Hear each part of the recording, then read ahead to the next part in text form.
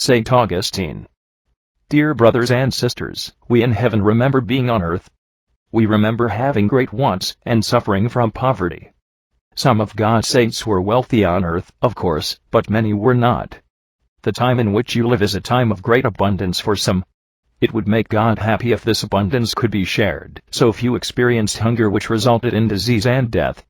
There will always be poor people, it is true, but this fact does not excuse anyone from failing to assist them. If you are wealthy, you may say, "What can I do?" I will answer you today. Give often, and give more. Work for others with your power and influence. Spread holy principles of responsible use of material and financial wealth.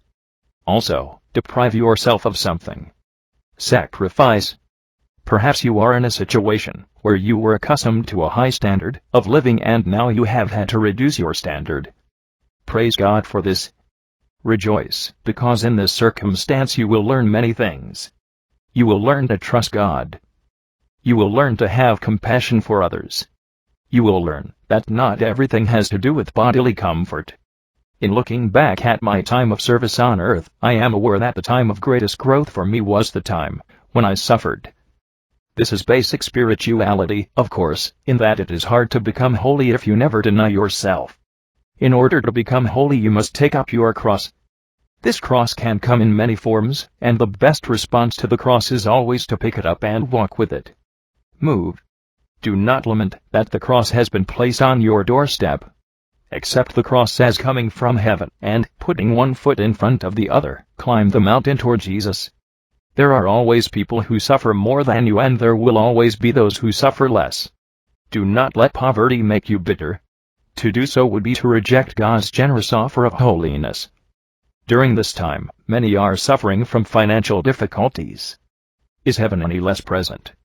This is the same as in many periods of history. Be at peace in all circumstances, and you will find that God gives you what you need to serve Him in each day.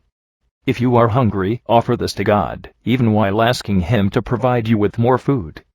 God will make you a saint quickly in these circumstances, and you will experience spiritual richness. If you have enough, and you are not hungry, deny yourself food periodically. Simply do not eat for a day, and offer your hunger to God, so He can take your little sacrifice and obtain graces with which to feed others. Heaven will help you to understand God's will in either situation, either poverty or affluence. End of message.